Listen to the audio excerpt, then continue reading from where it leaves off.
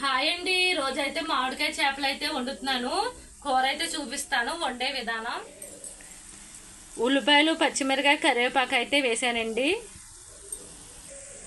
చేపల కూరకి నూనె కూడా ఎక్కువ వేసాను.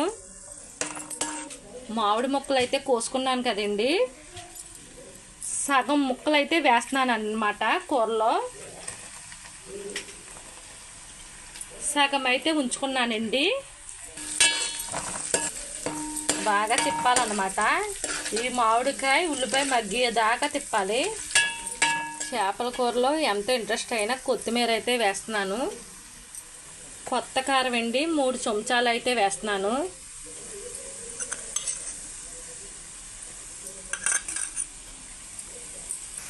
కారం వేసుకున్నాక బాగా తిప్పుతున్నాను.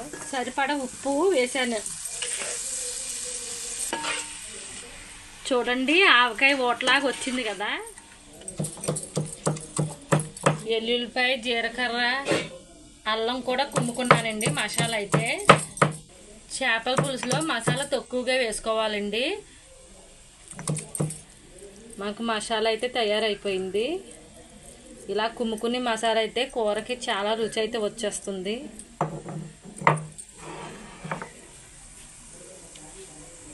మసాలా అయితే వేసేస్తున్నాను అనమాట.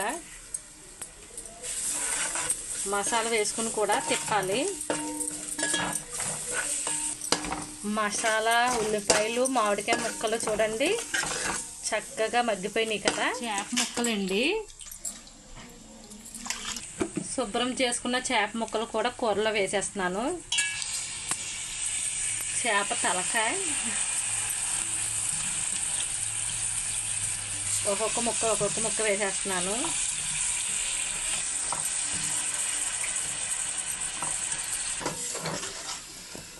ముక్కలు వేసుకున్నాక తిప్పుతున్నానండి. ఒకసారి తిప్పుకోవాలి, తర్వాత తిప్పుకోకూడదు. ఉప్పు కారం పట్టాలి కదా. చేప ముక్కలు వేసుకున్నాక 10 నిమిషాలు అయితే సిమ్లో పెట్టుకుని మూత అయితే పెట్టుకోవాలి. చేప ముక్కలు అయితే మగ్గిపోయాయి.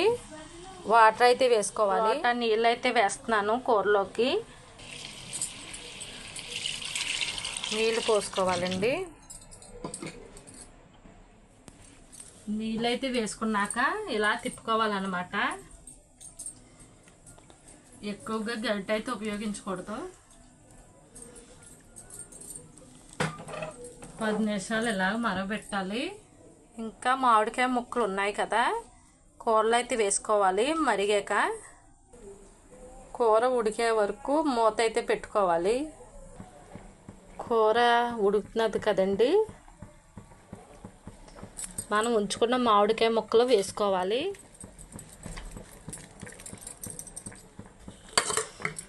చక్క మామిడికాయ ముక్కలు కూడా మెత్తగా ఉడికిపోతాయి. కూర గుమగుమలు అయితే వచ్చేస్తుంది.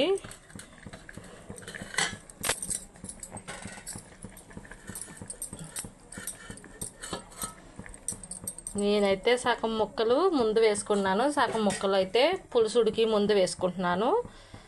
వేసుకున్న పావుగంట ముక్కలు ఉడకాలన్నమాట. పావుగంట వరకు కూర